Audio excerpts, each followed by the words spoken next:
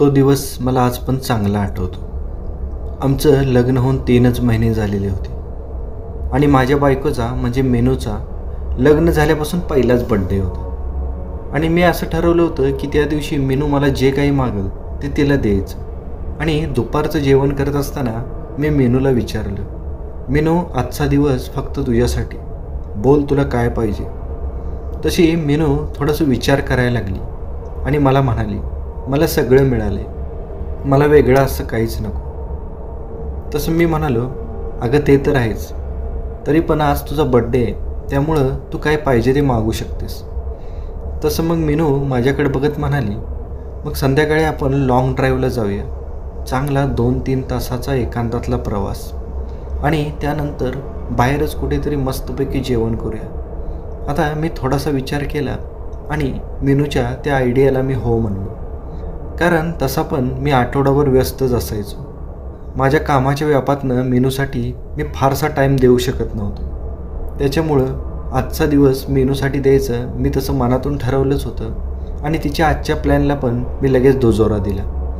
संध्याकाळी साधारणतः 8 वाजता आम्ही आमच्या घरातून बाहेर पडलो. आमची स्वतःचीच गाडी होती. मी ड्रायव्हर सीटवर ड्रायव्हिंग करत होतो आणि मेनू माझ्या बाजूच्या सीटवर बसलेली होती. थोडंसं पुढं गेल्यानंतर मोठा हायवे लागला. गाडीच्या खिडक्या उघड्या असल्यामुळं गारकार वारं गाडीच्या आतमध्ये येत होतं. त्यावेळी खूपच बरं वाटत होतं आणि त्या गार वाऱ्यामुळे सपाटून भूक पण लागली होती. मी मेनूला विचारायला लागलो, मेनू किती लांब जायचं आहे सांग, नाहीतर इथंच एखादं चांगलं रेस्टॉरंट बघून जेवण करूया का. तशी मेनू म्हणाली, नको, 1 तासभराचा चांगला अजून प्रवास करूया आणि मग तिथंच कुठंतरी एक चांगलं हॉटेल बघून तिथं जेवण करून पुन्हा परत येऊया. मी तिला नाही म्हणलो नाही. त्यानंतर मी भरधाव वेगाने माझी गाडी पळवतच होतो. जसं गाडीचं चाक फिरत होतं तसे आमच्या दोघांचे विचार पण भूतकाळामध्ये चालले होते. आम्ही आमचे लग्नाआधीचे बरेचसे किस्से आठवून एकमेकांना सांगत होतो आणि मोठमोठ्याने हसत होतो. खूपच मस्त वेळ चाललेला होता. मला पण त्या दिवशी खूपच रिलॅक्स वाटायला लागलं होतं. आणि गप्पांच्या ओघात कसा 1 तास 1.5 तासाचा रस्ता गेला ते आम्हालाच कळलं नाही. आणि अचानक माझ्या लक्षात आलं की आपण बरंचसं लांब आलेलो. आणि मी मेनूकडे बघत म्हणालो, अगं मेनू, आपल्याला घरापासून निघून 1.5 तास झाला आहे, आत्ता तरी थांबूया ना कुठेतरी.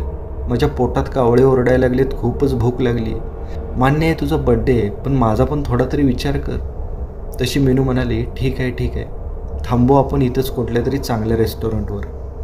त्यानंतर मी रस्त्याच्या डाव्या बाजूने चांगलं एखादं रेस्टॉरंट कुठं दिसतंय का हे बघत चाललो. आम्हाला एक चांगलं रेस्टॉरंट दिसलं आणि मी सर्व्हिस रस्त्याने लगेच गाडी खाली घेतली आणि रेस्टॉरंटसमोर गाडी पार्क केली. घड्याळात बघितलं तर 10 वाजले होते, त्यामुळं रेस्टॉरंटवरची गर्दी कमी झाली होती. आम्ही आतमध्ये फॅमिली रूममध्ये जाऊन बसलो. मेनूनं मेनू कार्ड घेऊन बरेचसे आयटम ऑर्डर केले. मस्त जेवण वगैरे झालं. त्यानंतर त्या हॉटेलमधला एक मॅनेजर आमच्याजवळ आला आणि आम्हाला सर्व्हिस कशी आहे ते विचारायला लागला. आम्ही पण त्याला जेवण आणि सर्व्हिस चांगलं असल्याचं सांगितलं. त्यानंतर असंच गप्पांच्या ओघामध्ये मी त्या मॅनेजरला सांगितलं की माझ्या बायकोचा बड्डे आहे म्हणून आम्ही जेवायला इथं आलो आहे. आणि त्यानंतर मी त्याला सांगितलं की आम्ही लाँग ड्राईव्हसाठी इकडं आलो आणि आता अजून 1 तासभर आम्ही पुढे जाणार आहोत आणि पुन्हा आम्ही परत आमच्या घरी जाणार आहोत. तसा तो मॅनेजर आमच्याकडं गंभीर चेहऱ्याने बघायला लागला. तसं मी आणि मीनाक्षी दोघं पण थोडंसं चरकलो. त्यानंतर मी त्या मॅनेजरकडे बघत म्हणालो, का रे बाबा, आम्ही एवढं लाँग ड्राईव्हला चाललो आहे पण तू काय एवढा घाबरला आहेस. तसा तो मॅनेजर माझ्याकडे बघत म्हणाला, साहेब, आता तुम्ही इथूनच परत गेला तर बरं होईल, कारण इथून पुढचा रस्ता थोडासा चांगला नाही आहे. तसं मी त्याला विचारलं, का रे, पुढच्या रस्त्यामध्ये काय प्रॉब्लेम आहे. तसं तो मला सांगायला लागला, साहेब, तुमचा विश्वास बसणार नाही, पण इथून पुढं रात्री बऱ्याच गाड्या प्रवास करत नाही. तसं मेनूनं पण त्या गोष्टीमध्ये थोडासा इंटरेस्ट घेतला आणि ती त्या मॅनेजरकडे बघत विचारायला लागली, भैया प्लीज सांगा ना, काय आहे पुढं. तसं तो मॅनेजर मेनूकडे गंभीर चेहऱ्याने बघत म्हणाला की या हॉटेलपासून एक 5-6 किलोमीटर पुढं गेलं की तिथं एक मोठं वळण येतं आणि त्या कॉर्नरवर बऱ्याच लोकांना एका मुलीचा आत्मा बघायला मिळतो. कधीकधी ती मुलगी रस्त्याच्या कडेला उभी राहून गाड्यांना हात करते, तर कधीकधी रस्त्याच्या मध्येच बसलेली असते. काही वेळा ती चालू गाड्यांचा पाठलाग करते असं बऱ्याच जणांनी सांगितलं. आता मॅनेजर असं काहीतरी इंटरेस्टिंग सांगत होता आणि मीनू लक्ष देऊन ऐकत होती. त्यानंतर तो मॅनेजर बिल वगैरे घेऊन तिथून निघून गेला. त्यानंतर मीनू माझ्याकडे बघायला लागली. मी तिला बोटानेच इशारा केला, नको मीनू. तसं ती म्हणाली, प्लीज विजय, तू मला वचन दिलं होतं ना की आजच्या दिवशी तू कोणत्याच गोष्टीला नाही म्हणणार नाही.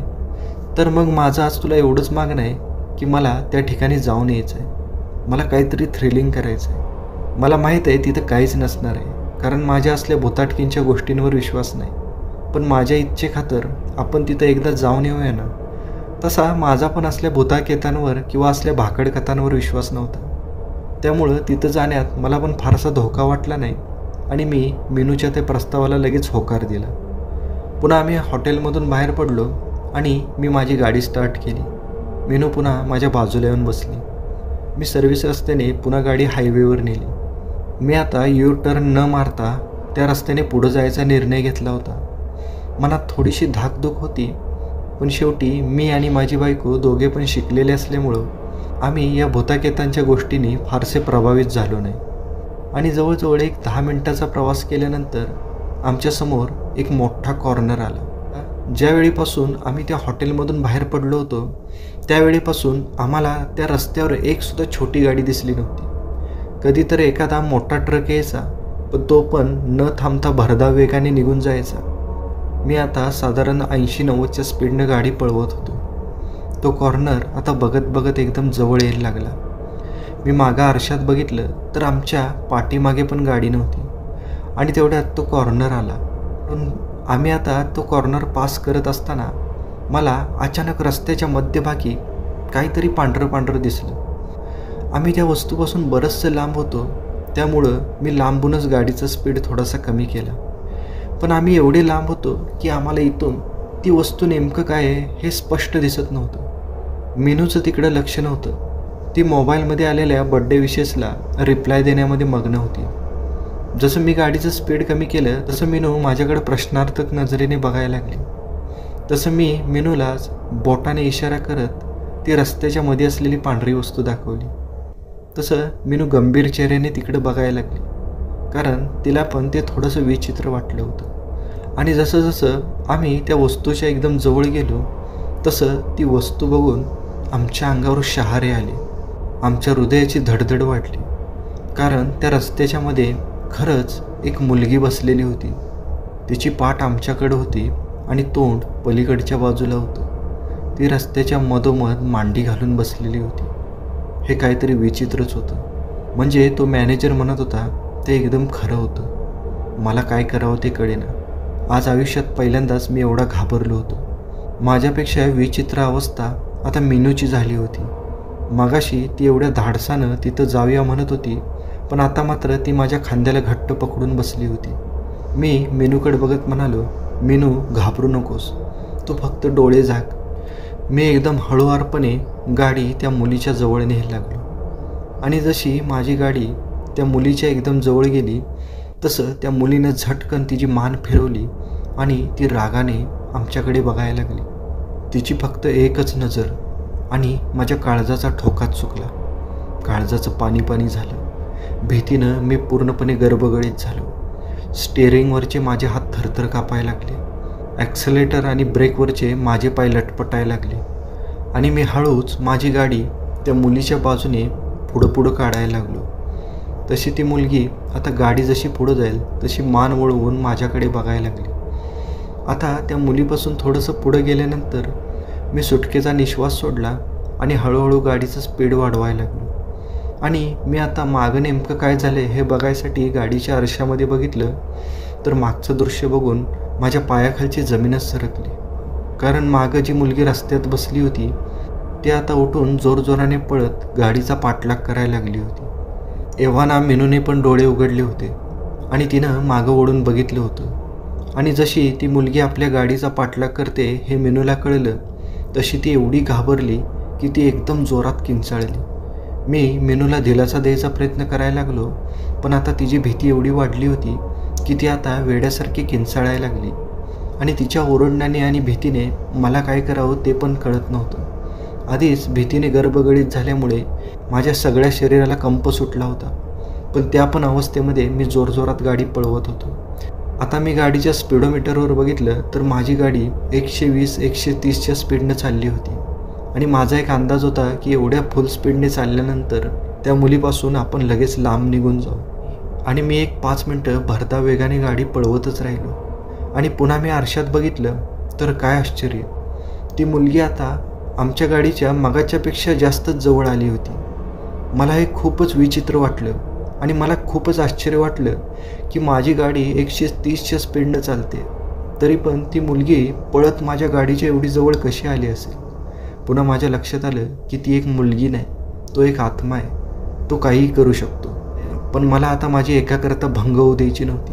मी आता पुन्हा अजून स्पीड वाढवून गाडी चालवायला लागलो. मी माझ्या ड्रायव्हर साईडच्या आरशातून मागं बघत होतो तर मला आता मागं कुणीच दिसेनासं झालं. मला वाटलं की कदाचित ती आता गेली असेल, म्हणून मी सुटकेचा निश्वास सोडला आणि गाडीचं स्पीड थोडंसं कमी केलं. आणि अचानक मेनूकडे बघण्यासाठी मी माझी मान मेनूकडे वळवली, तसं मेनूच्या पलीकडच्या साईडच्या खिडकीतून ती मुलगी पळत पळत गाडीमध्ये बघत होती आणि तिचा हात गाडीमध्ये टाकायचा प्रयत्न करत होती. जसं मी ते दृश्य बघितलं तसं मी जोराने ओरडलो, मिनू खाली वाक. तसं मिनू झटकन खाली वाकली. मिनूनं पण त्या बाईला बघितलं होतं. मिनू पुन्हा एकदा जोरजोराने किंचाळायला लागली. खूपच भयानक दृश्य होतं ते. मिनू आता पूर्णपणे सीटच्या खाली बसली होती. मी आता पुन्हा अजून स्पीड वाढवून गाडी पळवायला लागलो. आता जवळजवळ मी 150च्या स्पीडनी गाडी पळवत होतो. अशा सिच्युएशन्समध्ये सहसा माणसाचं डोकंच चालत नाही. पुन्हा माझ्या मनात विचार आला की देवाचं नाव तरी घेऊन बघावं. जेव्हा सगळे उपाय संपतात त्यावेळी देवच कामी येतो. आणि मी माझ्या मनामध्ये राम नावाचा धावा करायला सुरुवात केली आणि मी डोळे झाकून तसंच गाडी चालवायला लागलो. 10 मिनटं सगळं शांत होतं, काहीच वाईट घडलं नाही. आणि एक 10 मिनटानंतर मी इकडं तिकडं बघितलं तर सगळं व्यवस्थित होतं. गाडीच्या दोन्ही बाजूला पण कुणी नव्हतं आणि गाडीच्या मागे पण कुणी नव्हतं. मिनू सीटच्या खालीच बसलेली होती. माझ्या तोंडातून राम नामाचा जप चालूच होता. मी मिनूला बाहेर यायला सांगितलं. तसं मिनू सीट खालून बाहेर आली, पण ती अजून पण घाबरतच होती. बराच उशीर झाला होता. घड्याळामध्ये बघितलं तर 11:30 वाजले होते. मग मी मिनूला मोबाईलवर मॅप ओपन करायला सांगितलं. मिनूने मोबाईलवर मॅप ओपन केला आणि मी पुण्याकडे जाणाऱ्या दुसऱ्या रस्त्याला आपल्याला कुठून जाता येईल हे मिनूला बघायला सांगितलं. आणि पुढून एक रस्ता होता.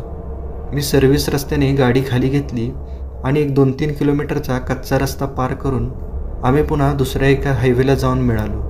जवळजवळ 1.5 तासाचा प्रवास केल्यानंतर आम्ही पुण्याच्या बाहेर आलो आणि 10-15 मिनटामध्येच आम्ही शहरामध्ये एंट्री केली.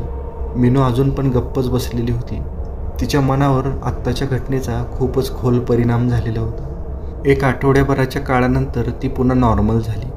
आज या घटनेला घडून 5-6 वर्ष झालेली आहेत. पण अजून पण रात्रीचा जर प्रवास करायचा असेल तर या घटनेमुळे आमच्या अंगावर काटा आल्याशिवाय राहत नाही.